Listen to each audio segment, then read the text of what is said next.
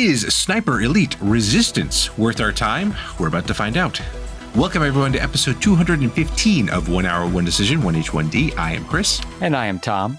And we take 60 minutes and play a random game on Xbox Game Pass and decide, well, Tom, do snipers really resist anything? Only the elite ones. Oh, yes. It's right there in the title. Yes, we are talking about this game, a sequel developed by Rebellion. And this game came out in January of 2025. Fairly recent as of this recording. Yeah. And I played this on the PC. 91.23 gigabytes on the PC. Tom, what about you? That is a nuts number, Chris. and I need to understand why. Because on the Series S, it is a paltry 48.73 gigabytes. Ooh, half the size. Yeah, it's got to be higher res, higher everything, audio. I don't know. Something else is out there. Something else is going on. It's got to be the textures, right? It's always the textures. It's always the textures at this point. And I'm playing it on PC. You know, a pretty beefy PC, I guess. I don't know. But what kind of game is this? I wrote third/first person shooter. Oh, wait, you can play this in first person mode, or are you just talking about because when you put the you can play it in first person mode, and absolutely when you're sniping, it's in first person mode. Yeah. Oh, I didn't realize that. Well, good to know. I just wrote down third person stealth shooter. Yes. Yes. I mean, we'll talk about it later, but yes, stealth is the way to play this game. And that is the game. But now let's talk about that game loop. I wrote, go behind enemy lines and complete objectives via sabotage and sniping. Yes. Well, I used some words. I put complete objectives by shooting, stabbing, or sabotaging. Yes, you can stab people. Oh, and stabbing, I definitely did. And that was probably one of my likes. And let's get into our likes here, Tom. Yes. So I really liked when you start up the game that you have this nuanced difficulty calibration and that it describes kind of each of the things and what you're doing by changing them. So, you know, you can mess with the enemy difficulty. You can mess with the physics of it. You know, there was a lot of detail kind of in terms of how do you want to play this game? Right. Even allowing other players to jump in as an enemy AI, you know, or enemy agent. Yeah, that definitely gave me vibes of like when we played Deathloop. You know, we had you know, people that can just jump in and mess with your gameplay. And I guess there's other games that have done that, like, you know, some of the Demon Souls and things like that. But I agree that the difficulty settings, I think this is probably the most tweaked out, feature crazy, specific difficulty settings that I've seen of the games that we've played. Like we've seen some games that have allowed you to mess with stuff. Obviously, Indiana Jones with the story mode versus puzzles versus combat. Like you can make those, but this was like, like you said, just tweaking very like minute details of this game. I was like, it's pretty impressive that you can do that, and very specific. Yeah, and I guess it's because it's a franchise. Yeah, because they've done a number of iterations on this. They've gotten a lot of feedback, I'm sure, throughout the years about what people liked, what people didn't like. And I'm sure that there's conflicting opinions where some people want it to be very difficult. And other people are like, yeah, I want this part to be difficult, but I want the whole thing to be difficult. Yeah. So. Yeah, and they're probably just like, screw it. You know, we've got those levers, and we'll give you those levers to play around with. And, you know, kudos to them for allowing players to style the game that they play the game they want to play. And, you know, that's really cool on them. What I also thought was really cool was the tagging system. You know, you just using your binoculars to, you know, get an idea. Okay, these are all the enemies that I see, and then you also like kind of learn a little bit about them for some reason, which I thought was weird and interesting. But you get to find out like if they're snipers, if they're soldier, infantry, but like, you know, their physical demeanor, if they're panicked or whatnot too. So I thought that was pretty cool system. Yes, because as you start interacting with the world, those behaviors may change. So it's good to you really have to play this game kind of carefully and cautiously. And so having mechanics baked in to assess the threat levels of the enemy before you start shooting is very, very important. Yeah, definitely. What else you got there, Tom? Well, I've got to say the sniping slow motion like camera system and the X-ray effect when the bullets enter the bad guys, very satisfying. Yeah. So you take a breath, you hold your breath, you fire this bullet from very, very far away. Oh, yeah. And it goes into slow motion as it flies through the air and then through that person's brain. Whatever, yeah. Yeah. And you get like, I guess, particular kudos based on that. If it's a headshot, if it's if you hit a particular organ, you get like a liver shot. I got a liver shot. I was trying to get the nut shot. I did not get the nut shot, but it's there. I know, because this franchise is really based on this slow-mo camera. And then the other part of it is that you could speed up, slow down the camera. I think you can even like rewind just so you can watch it again, kind of thing. It's so ridiculous. And it's like a mishmash of like, it gives me like Max Payne vibes. Yeah. But then also, the newer Mortal Kombat, right? Yes. With the impact of and the X-ray kind of thing that's happening there. So, it is very satisfying. And I thought it was like one of those things that I would get tired of it. I did not. Every time I was like, oh, like it's just so good. So good. Because it does take time to line up these shots, and because you do have to be careful and cautious, you need to be rewarded, when it goes off.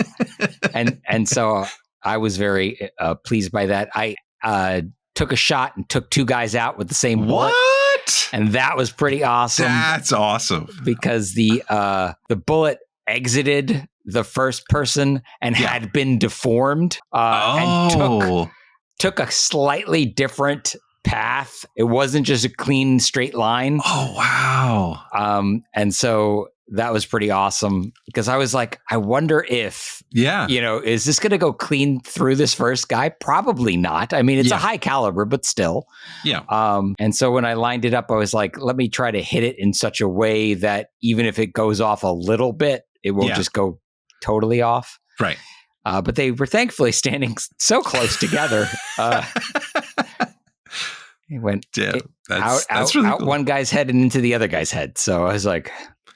And it gave, not only did I witness it, the game acknowledged with a double kill, Nice. You just need that guy saying it now, the Unreal guy or whatever, or the Halo guy. Yeah. That would have been.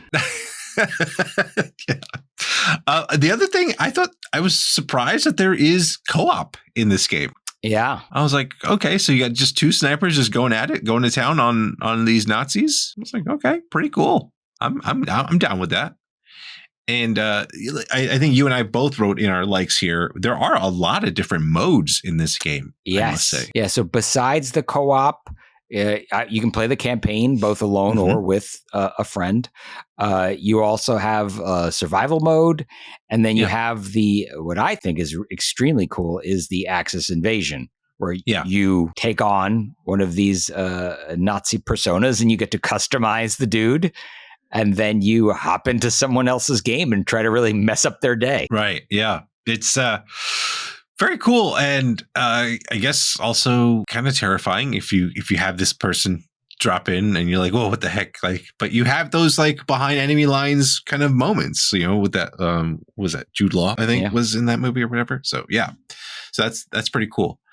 I thought that also for a stealth game, I thought it was pretty satisfying with the mechanics. And I like the idea of being able to not only take out your enemies, but like do it in creative ways. Like you do your double kill there, using the environment, like shooting out the barrels and blowing things up, or like ruining certain pieces of material that's out there, like blowing up an engine. You could shoot out an engine and have it explode. And, if it gets someone's attention there, take them on that way. Or like, I think in the first mission, which I did only get past. I didn't even get finished the first mission because slow and steady wins the race here in a stealth game. But shooting out the there's like a piece of machinery, like a crane holding up some material, shooting that thing down and having it crash on people. Like that was great. Like I appreciated the little options, a variety of ways to take people out instead of just shooting them. So good. Yes. They give you a lot of flexibility even in the mission objectives. Like yes. You have to take out 2 anti-aircraft guns, and you can go up to each one and slap explosives on them. Or you can take one and shoot the second one and then, blow up the one you just shot with. So that's pretty cool. And like we were talking about the guys, there's tons of different ways to kill these dudes. If you want to kill them from far away, you can. If you want to get up close and shoot them with your pistol, you can. Yeah. If you want to, pull their ankles off a cliff, Uncharted style, you can. So you can? Mm-hmm. Oh, I didn't know you could do that. Oh, that's pretty cool. All right. Very cool. Very cool. There's also a progression system. Progression system. And, like most kind of, it's a very simple one. It's just three options, and then you kind of fill them out there. But what I thought was interesting was there's an option to autofill it for you. So it's like, all right, I don't know which way I want to do it. So just the game, do it for me. And boom, I guess it just picks the most reasonable options for you to use at the time. So I thought that was kind of neat. That's pretty cool. Even just it auto picking is cool. Yeah. I don't know if it's doing it in the background based on what you're actually using, but if it is, that's even cooler. Yeah, that I didn't try it, but I saw the option. I was like, that's pretty neat. And then I just continued on trying to kill Nazis. But yeah, that's what I got. Anything else here, Tom, or shall we roll into our dislikes? I'm ready to complain, Chris. Please go ahead, Tom. So why are you trying to sell me a season pass before I even start playing the game? I had a feeling that was going to be probably number one for you. It is. It is. I mean, there's 2 reasons for it. One is I always record these thoughts as I'm actively playing the game. So if your title screen has something egregious on it, it's going to be the first thing on my notes because that's where I started. Yeah. Don't try to sell me stuff before I start playing the game. Let me play the game. Let me exit, save out, whatever. Let me suck, maybe, and then go, if you want, you could buy this thing that'll make you better. Like, okay. I don't know. It's my rant. Off the soapbox. Yeah. Onto other dislikes here. You know what? For me, I got to say, while like this game, like we kind of talked about, there's a lot of information in this game. There's a lot of just parameters and things like that. You see and I feel like for me, it was a lot of information overload, and just having all that stuff on screen, which I believe you can probably take off in the menu UI, remove some of the things so you don't get distracted by it. But it was just that default setting for me was just really distracting. And it was just okay, what should I be looking at? What should I be using at this point? And it just kind of took me out for a little bit.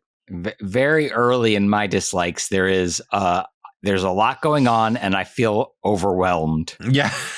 I think the mechanics should be rolled out slower so the player can get comfortable. Mm-hmm. So I felt that very much as well. Yeah.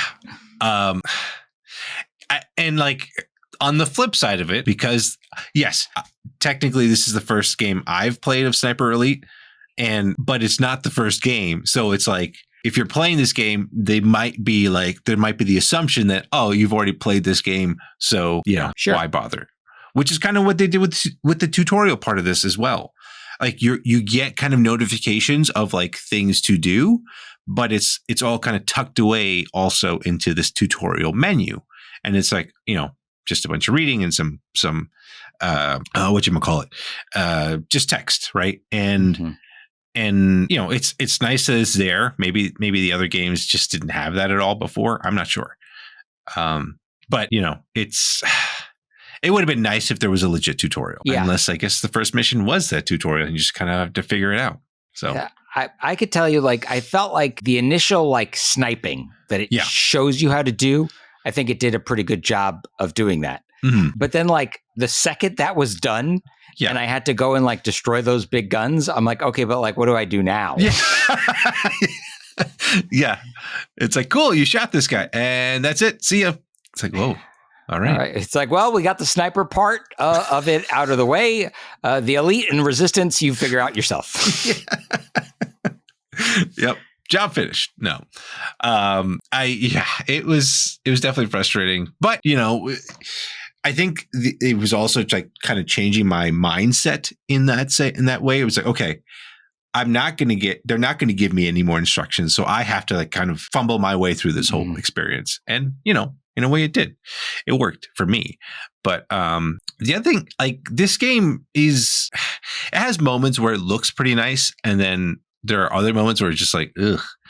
Like some of the character models are just kind of meh. And even your character model is just kind of weird looking. I don't know what it is.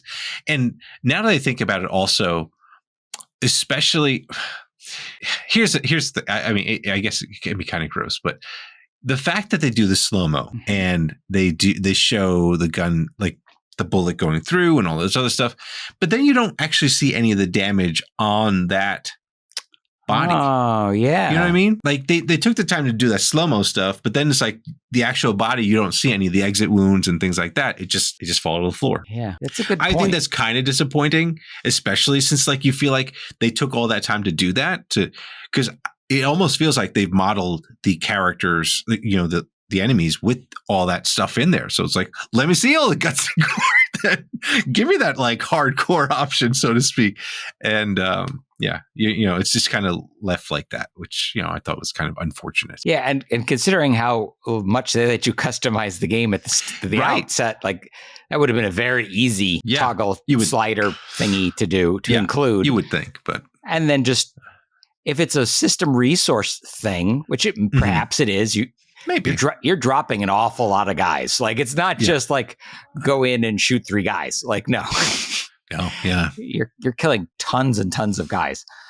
So maybe after a few, it would become a problem if the game has to remember everything you did to every one of these gentlemen. Right. So right, I guess that's true. But even still, they could solve it with the how far away you are from the thing or whatever. Like there are ways. Get me some decals. I don't care. You don't need to like fully model everything, but get me something like that.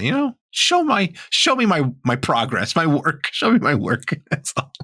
That's all I'm asking. So, anything else you got here, Tom? Well, I got to tell you that you can play this in first person mode. You can run around the map with a gun trying to drop these Nazis. Yeah. But it's just way too hard.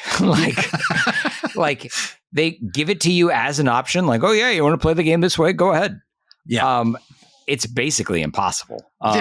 Because you get surrounded, right? Oh, You're going to make a ton of noise. Yep. And it's going to draw out a ton of enemies. And now you're next to them.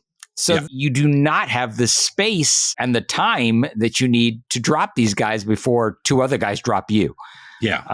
So I got constantly surrounded by enemies in this first mission, and then you die, and then the game restarts, and I'm already under fire. So like I'm in like panic retreat mode. Yeah. When I get respawn, and so it was not a very fun loop to get Tom, repeatedly murdered. I thought this was going to be one of your likes. It does have manual saves. Yes. I guess maybe that's what I should have done.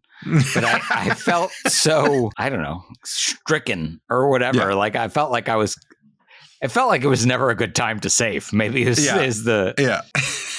You're like, should I just like, you had that like, you're wondering if you're save scrubbing or whatever, like, I want to do it now. And it's like, no, maybe I'll wait a little bit. And it's like, oh, too late now. And I have to like start all the way over or whatever the case may be. So yeah, I think it's pretty generous in terms of like, the auto saving wouldn't push me back too far, but like the auto save would load and guys would be shooting at me. And it's like, well, I'm just going to die again. Like, you know what I mean? Like, right. It's almost, I wish they hadn't saved there. Yeah. Like, save me further away from the bad guys or respawn me further back, Maybe the time doesn't change, and the enemy position doesn't change, but change where the player resets. I don't know. Okay. Yeah. One other thing I just want to point out, and it was because I probably played in third person, but there were times, especially like for a stealth game like this, I felt like you had to play it in third person because, just so you can have a better idea of like your surroundings and stuff like that. But then you're fighting with things that get in front of the camera. So like if you're walking through a patch of tall grass or whatnot, the grass would like just get in the way of the character, and then you're like, well, what the hell? Like I can't see anything anymore now, and it was definitely getting a little frustrating there. And or if it was like if I was in tall grass, then the fence would show up. It's like in front of the camera, so it's like. It's just a minor nitpick, but it was just getting a little frustrating with that stuff. Especially if you're a stealth game, you got to make sure you give the player as much information as possible, which they do in every other facet, like except that. So I don't know. Such is life. Indeed. All right. So shall we get into our other thoughts here then, Tom? Yes. Let us progress. Yes. So How Long to Beat says the campaign takes about 8 to 10 hours to complete. So okay. Fairly short. 8 to 10. I wonder how good these people are. Yeah. That's or what difficulty they're playing on. Yeah. And as we mentioned, this game does have multiple modes already. Co-op, survival, jump into other people's games and mess with them. And it's good. It's interesting options for sure. In a stealth game, I would say. And this game is xCloud compatible, so you can play this on the go. All right. Yeah. All right. So, Tom, what you got? So, a little bit of background information on the Sniper Elite franchise. It started back in 2005. Wow. So this is the 20th anniversary of the franchise. Congratulations. Yeah. I found it interesting that their website has a bunch of different merch related to Sniper Elite. Okay. It's not something I normally see, I guess, or certainly didn't expect from this. I also didn't expect to find out that they had made a board game out of this game. Okay. But because of the stealth elements, maybe that does make a measure of sense, right? Yeah. So, there are 5 numbered entries in the series. There are also 2 VR titles. Oh. And then there's a spin-off franchise called Zombie Army, and there are 4 of those. What? So they are busy little bees. They've made, in these 20 years, I suppose, they've made a dozen games. So they also have made books and comics. Wow. So it's a very robust franchise. Like, obviously, I knew that Sniper Elite existed. I remember selling the first game back in, many, many years ago or whatever. Yeah. But I didn't realize how much they had done with it. Yeah. It's just like your point. It's just like, okay, yeah, I've heard of this game, and this was kind of cool. And then blink, and it's 20 years later. It's like, oh wow, it's done so much. So. Literally a dozen games. That's crazy. Good for them. Good for them. Good for you, Rebellion. Keep doing what you're doing. Clearly, people enjoy it. Right. But it does explain some of the flexibility in the options, the various modes, and that sort of stuff. This is definitely an iterative process for Rebellion, and for sure. They've certainly learned and grown and added things along the way. Cool. So now we have to find out: are we keeping this game on our respective hard drives, or are we stabbing it and throwing it into a ravine? Like the Nazi that it, I don't know. I've lost my train of thought there. Are we keeping this game, Tom, or not? Okay. Well, I just right out of the gate, stealth has never been like my forte. This is not my gameplay style. Like Assassin's Creed is just not my bag. So I just kept dying trying to play the game the wrong way, and I'm stubborn and it's not fun. So no, I'm not going to keep it. Okay. Yes, I understand how I'm supposed to play this game. Yeah. I don't want to play that game. So I'm not going to.